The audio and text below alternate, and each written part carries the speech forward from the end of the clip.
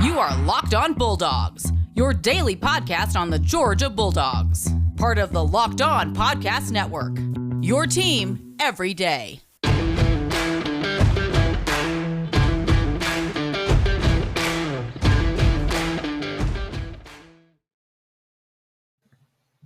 Hello and welcome to the Locked On Bulldogs podcast. I am Daniel. I am Clint. Welcome back to another episode here on Locked On Bulldogs on the Locked On Podcast Network, your team every day. Hey, thanks for making us your first listen to your day. We know you have many options, but thanks for making us your first listen. Really, really appreciate that.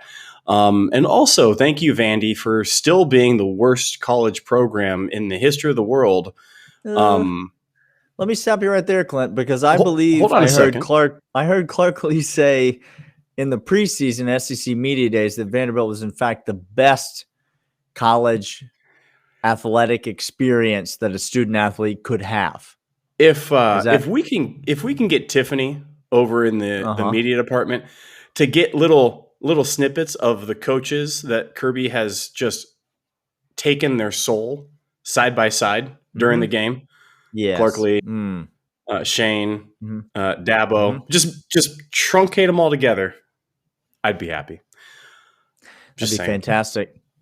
Hey, we're glad you're here. We are fans first and foremost, if you can figure that out. We're not gurus or insiders, and thank you for that fact, because if we were gurus and insiders, we'd say random stuff and never be right. And maybe once in a while, somebody might roll the dice and it would go in our favor. We're fans, which means we talk like fans. We have conversations like fans. This podcast is for fans, by fans. That's what Daniel and I accelerate our lives at. That's right. So if you're a fan of the University of Georgia, then we think that you're in the right place. We understand that you may be listening or watching this and you're not a fan of the University of Georgia. Maybe you're a fan of another team. And listen, fans are welcome in this environment. But just let me be clear up front. I feel like Clint was trying, but let me just be crystal clear up front.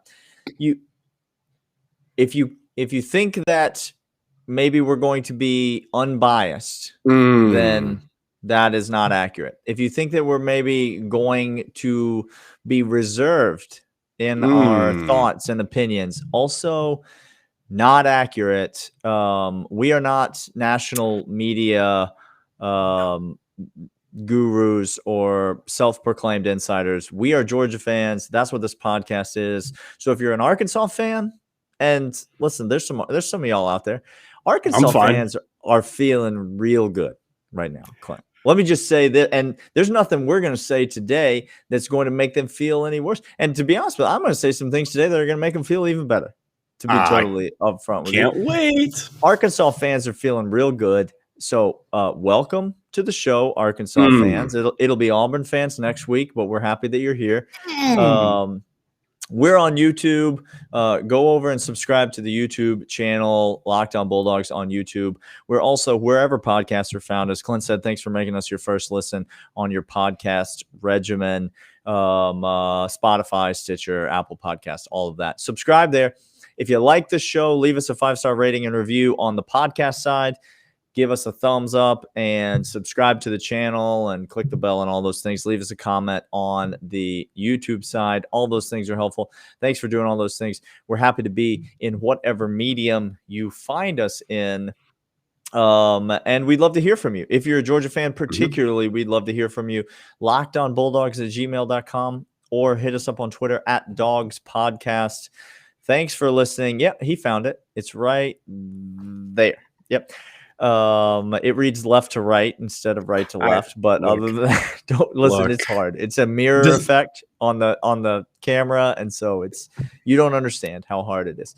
All right, today we're breaking down Arkansas. We're talking about this Arkansas team. What have we seen? This ain't Vandy, Clint. So this ain't South Carolina, Clint. So we're going to have to give this team some attention, is what I'm trying to say on this podcast. And they are certainly worthy of some attention. Two wins over top 15 teams, one of them at a neutral site, one of them at home.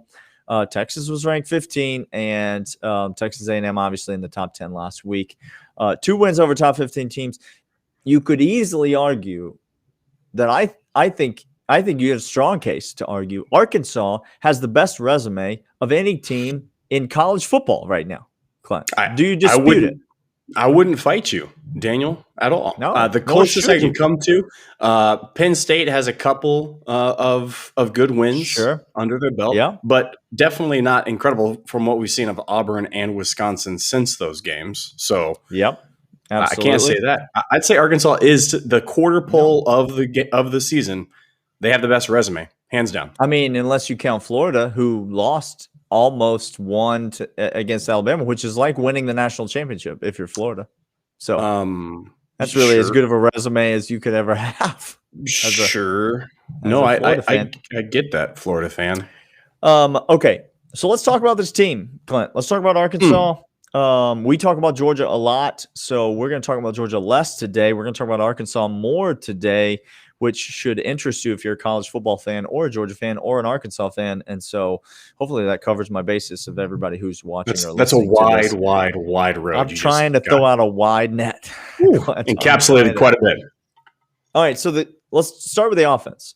Clint, this Arkansas offense, it begins and ends with KJ Jefferson. He is the straw that stirs the drink. He is dynamic. He is a weapon in multiple respects at quarterback. And let's just get it out of the way up front, Clint.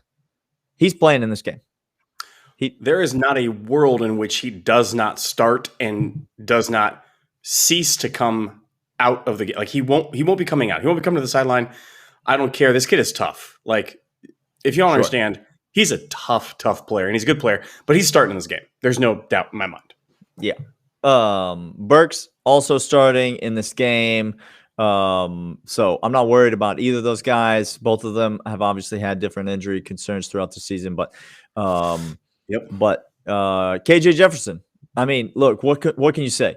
Through 4 games, 840 yards passing, 250 yards rushing, 60% completion percentage. The guy can do it all. He can hurt you with his legs. He can hurt you with his arm. And I would say, Clint, primarily he hurts you with his arm in 2 specific ways. Okay. He throws it quick to the outside. Mm-hmm. And then he gives you that hard play action because Arkansas does like to run the ball. He gives you that hard play action, and he throws it deep over the top. He throws a really good deep ball. Very accurate so far this season on the deep ball. And he's got speedy, very talented wide receivers. One of their names is AJ Green, which seems unfair. Not to be confused. I don't know. Seems unfair. True freshman AJ Green, running back / wide receiver. He kind of does it all for them. He's kind of a James Cook type player for them. He throws it deep and he throws it quick to the outside. He'll also roll out of the pocket, buy some time, hit some guys down the field. But when you watch this Arkansas offense, Clint, and I know you have because you watched that. We've watched at least 2 Arkansas games this year because everybody has. What do you see that makes you take notice, and what do you see strengths and weaknesses, etc.? This team has it's not only statistically there, but to the eye test, they are sound, they are fundamental, they are strong at the point of attack. Now, again, you're talking about Sam Pittman. So if Sam Pittman didn't have those things, he wouldn't be coaching. Like, that's why you bring Sam Pittman in. Okay. Correct. This is the most complete fundamental team Arkansas has had ever. Like from a fundamental coaching standpoint. Okay. They had McFadden. That was it. Like, that was their team. Okay. This team is sound on the defensive side of the ball. They could tackle. But offensively, they have an identity. They want to get out quick and they want to play action, and they are run heavy. I thought I saw a stat. No team has rushed more attempts this year than Arkansas in the SEC. So 84 passing attempts on the season, Clint, 188 rushing attempts. So you want to talk about balance? That ain't it. Okay. No. So no. That's they are coming out trying to establish the run. Yep. And then and listen, a lot of that has to do with the quarterback. A lot of those are designed runs with the quarterback. A lot of those are read options with the quarterback. And then they got a great group of running backs led by, Treylon Smith, who is very fast, very elusive back. But they got a whole host of backs, a whole complement of backs. And then when they throw it, again, it's either quick passes to the outside from what I've seen, which is basically an extension of the run game, or it's run, and then hard play action. And all of a sudden, Treylon Burks, who is one of the better wide receivers in the SEC, one of the is speedier right over the top of you. He is quicker Absolutely. than a duck on a June bug. That guy can fly. Good offense. I mean, overall fundamental sound. This is not now what I saw in the game against A&M, and part of it was the injury to Jefferson. I get that, but if they're not within their groove, if they're off their system, it doesn't turn pretty for them. You get them outside their lane, you make them fight on different terms. It's not pretty for them, which I don't know if you understand what Georgia's defense typically does to the offensive side of the ball. It's to make you play left-handed, as some people say about another defensive coordinator, not named Dan Lanning, but I digress. We'll get to that here in a second. But first, I want to let you know about BetOnline. BetOnline are the sportsbook experts that you need in your life. They take bets on anything. We're talking fantasy, TV shows, but more importantly for this, and locks tomorrow, which some said we were lit on locks last week, which we were. We went ahead and had a week last week. And the season total is it's high, right? It's going north. That's right. BetOnline.ag, your sportsbook experts. Get over there right now. Put in the promo code Locked On to bet on baseball playoffs coming up. But more importantly, like we said, Saturday over/unders, parlays. Get that. Sprinkle a little bit on the teaser. BetOnline.ag, your sportsbook experts. Put in the promo code Locked On. You're going to get a sign-up bonus. They're going to put it right on top. Get over there right now. That's betonline.ag. Daniel, all right, Clint, where are we going next? Let's move to the defense. Let's move to the defensive side of the ball. Old friend of the show, Barry Odom, no longer the coach at Missouri, fired and replaced with an alpha nerd. So I don't know how how he feels inside. Could you have gone from one end of the spectrum to the other with Barry Odom? It's worth just pausing a moment and appreciating the comedy that's happening in Columbia, Missouri right now, because they really replaced Barry Odom with Eli Drinkovitz, and there have never been two people that were more different from one another. Barry Odom's a heck of a defensive coach. Listen. Yes. Sam Pittman pulled Barry Odom, and Brian Harsin at Auburn pulled Derek Mason, and those are two of the better coordinator hires that we said in the offseason were made in college football. I know Missouri was 2 seasons ago. Derek Mason was this past season. Two of the better coordinator hires. We're happy. Will Muschamp, another former SEC head coach, now coaching on the defensive side of the ball at Georgia, obviously. But Barry Odom and this defense, here's the defense in a nutshell, Clint.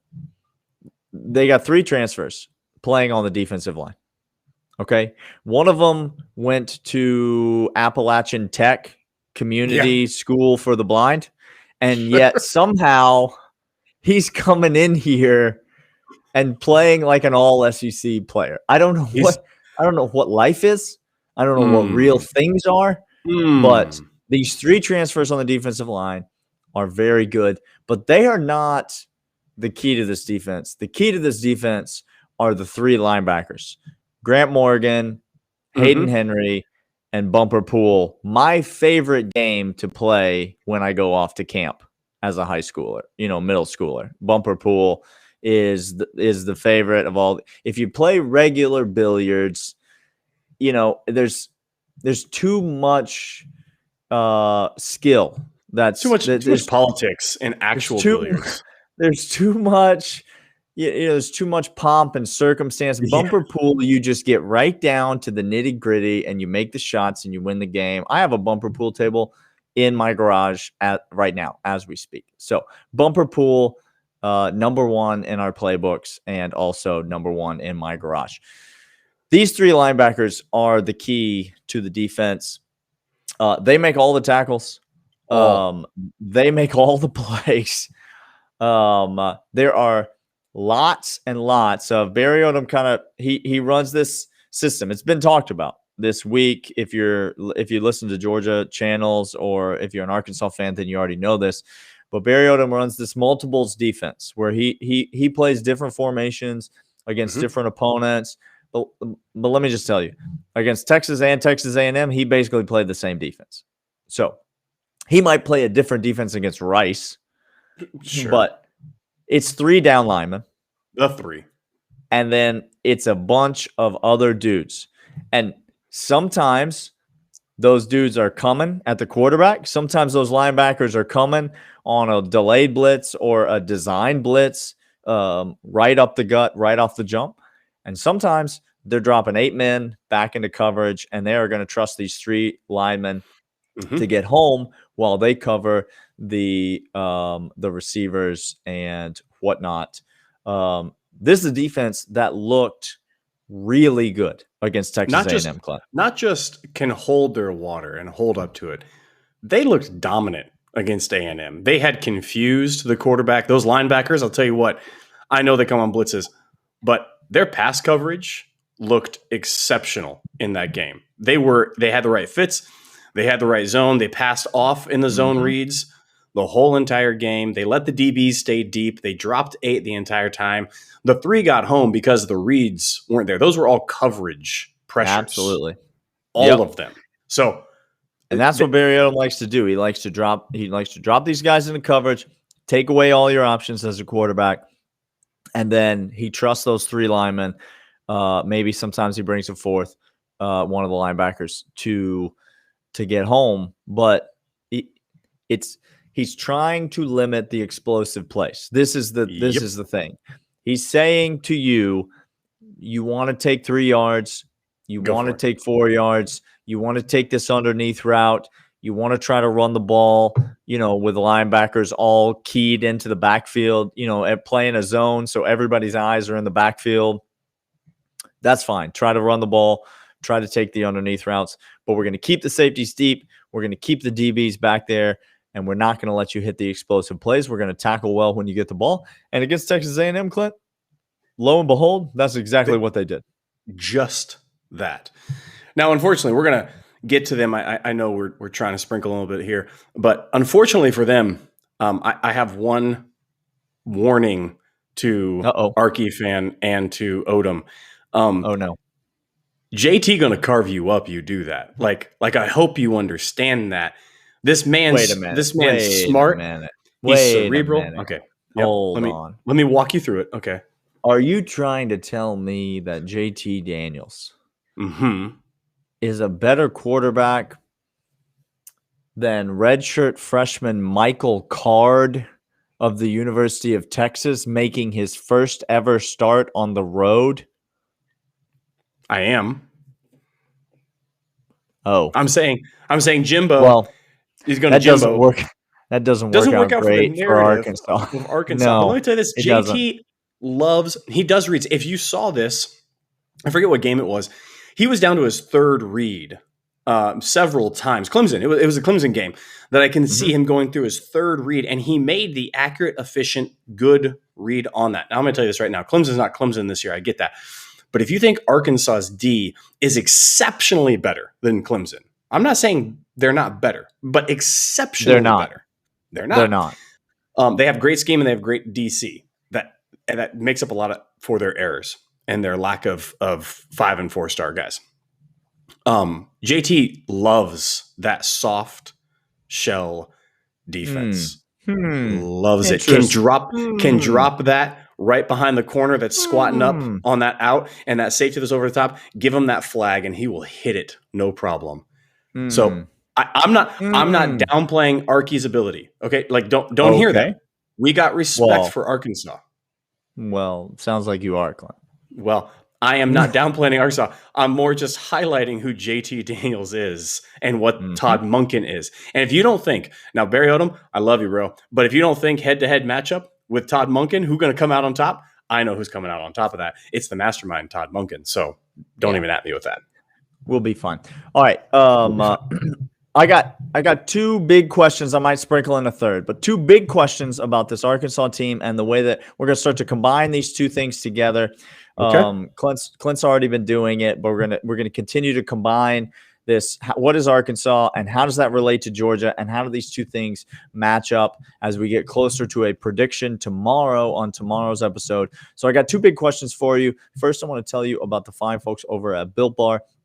They are the best tasting protein bar on planet Earth. They come in a wide variety of flavors, all of which are incredibly delicious. Fruit flavors, chocolate flavors, caramel flavors, whatever interests you, Built Bar has it. They are all high in protein. They are all high in fiber. They are all low in sugar. They are all keto approved and good for whatever meal planning, diet planning you are on, pre-workout, post-workout, on the way to work, on the way home from work. Whenever it is, Built Bar is the right healthy choice. It is a protein bar that tastes like a candy bar. And right now, you can go to BuiltBar.com, enter the promo code LOCKEDON15 and get 15% off your first order, which means if you've never tried these Built Bars, shame on you. And right now, you can fix that by going to BuiltBar.com, entering the promo code LOCKEDON15 and getting 15% off your order right now at BuiltBar.com. All right, Clint. Mm-hmm. Two questions. Okay. I might throw in a third, but for right now, I'll just stick with the two. Let's go back to the offense. Okay. KJ Jefferson. Their bit offense. of a knee. Their offense, our defense. KJ Jefferson, a little bit of a knee situation last week against Texas A&M. He was noticeably hobbling. We have both been on record. He's going to play in this game.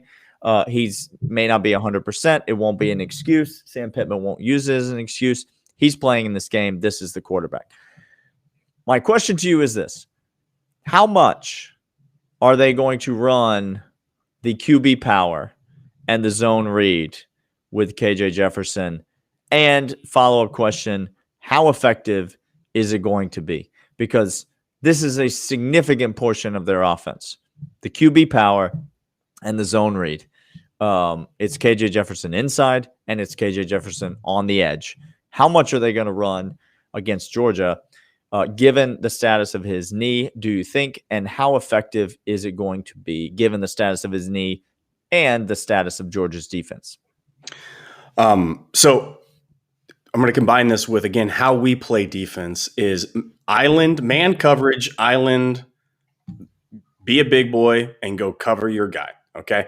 So that may incline us to say, all right, well, let's get some routes going. Let's mix it up. Let's see if we can beat somebody with speed. Let's do these shots. But again, Sam Pittman's not an idiot. He knows that if he did that 5-step drop, trying to beat man coverage, our guys are getting home against his quarterback. So I think they're going to make it a key. It doesn't matter if he's hobbled or not. As much as KJ can run that, they're going to run it. So until he taps out, it's in their system. It's in their playbook, inside, outside, because it's the only way to keep us honest. It's the only way to set up their entire offense. So this is the problem. If I was to, again, poke holes in Arkansas, Arkansas is good at what they do. But if they can't do what they do, it's a ship without an engine. And it is that QB power. So all game long as that knee, and even if he can't, when they bring in backups, guess what they're going to try to do? QB power. Like it's their offense. Yeah. I think it's a significant concern. Arkansas is predicated on a system of getting to third and short. They cannot lose yards on first down or second down because Arkansas does not thrive in third and long. Okay. If you get Arkansas into a third and long, it's a QB draw. Like that's what's happening on that play. You could just basically take it to the bank. This is not a system that prizes that finds its, because what they want is that hard play action where they can go over the top on you. And if they can gain yards on first and second, so I agree with you. You've got to have multiple ways to run the football if you're going to try to gain 3 yards, 4 yards on first and second down and get yourself into a 3rd and 3, which is exactly where Arkansas wants to be the entire game. You got to be able to run the quarterback, because if you're just standing back there handing that ball off or trying to throw outside little screens and hitches, to the boundary, look, that ain't going to be it. And I think Kendall Briles knows that.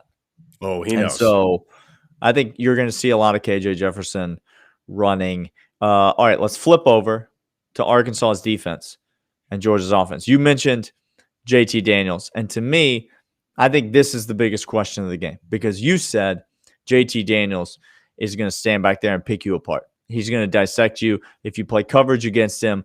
Well, I think Arkansas fans will say, if I could just channel my inner Arkansas fan right now, I think an Arkansas fan would say, you might not be able to understand him, but they would say Arkansas is going to be able to get pressure on JT Daniels. And so he's not going to have time to stand back there and pick him apart. Because, see, that's what happened against Texas A&M, Clint. It wasn't like they dropped into coverage and everybody was covered and the quarterback stood there for 3 seconds, 4 seconds, 5 seconds, and just couldn't find anybody to throw the ball to. It was that they dropped 8 people into coverage, and the 3 people that they sent after the quarterback destroyed the person in front of them and sacked the quarterback within 3 seconds. So, can Arkansas get pressure with 3 guys the way that they want to? Because if they can, I think Barry Odom has a recipe for containing this Georgia offense. The simple answer is no. And the reason why they won't be able to. Well, that's a shame. It's a shame. Well, here's why. Texas A&M doesn't have, I mean, you want to talk about, again, left side on lockdown. Okay? He all of a sudden, we said it last week, he all of a sudden is not just the best interior lineman in this draft, but all of a sudden he's proven himself, put me anywhere on the line. And Sawyer can just plug and play anywhere. Okay? So Big we're 69, fine. Jamar Sawyer. Yep. Sawyer's just fine everywhere. He's fine. McClint, just the whole offensive line has solidified. Okay? And if you were telling me, hey, we really, really are going to face a defense where we need to get push on rundowns. We need to get 3rd and 2. We need to complete those. If you said that, I might have a quibble. But if you're telling me that so far JT has had a clean back jersey the entire season, okay, even against Clemson, which again, good defensive line that's been eradicated by injuries.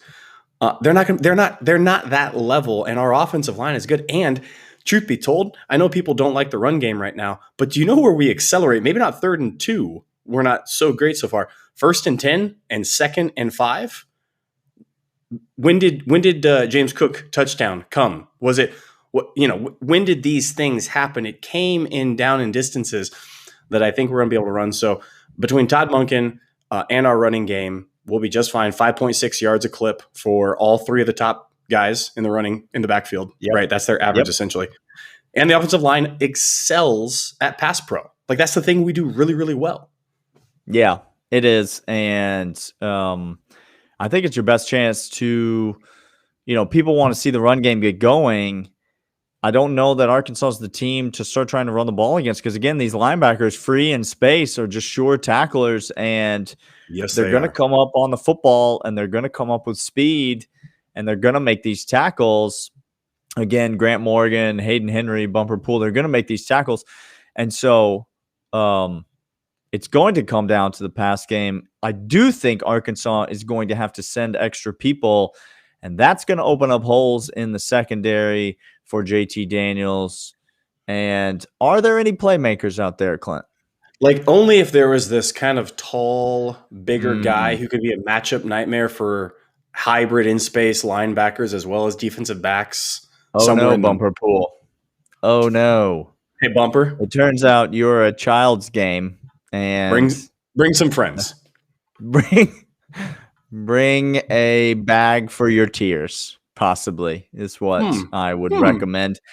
The point you didn't make, Clint, which I thought you were going to, and so I'll make it for you, is Texas A&M's offensive line is garbage. Bad. It's really bad.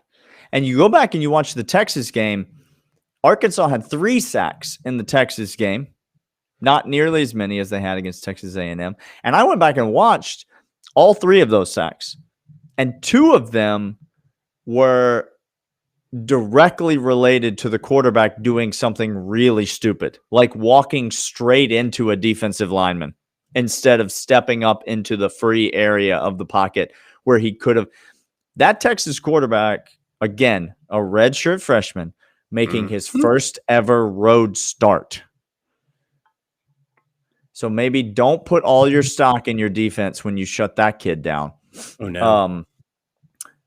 That kid had time in that game, and he missed some wide open throws in the end zone. Arkansas fans, you know this. He missed some wide open throws in the end zone while having all day to throw, while Barry Odom was sending 3 guys and dropping 8 into coverage. If he does that against Georgia, JT Daniels not going to miss those throws. Those receivers are not going to drop those balls. And listen, you could try to eliminate the big play, Clint, but let me just tell you, when these guys get the ball in space and then you have to tackle them, there's your big play right there. You got a real problem.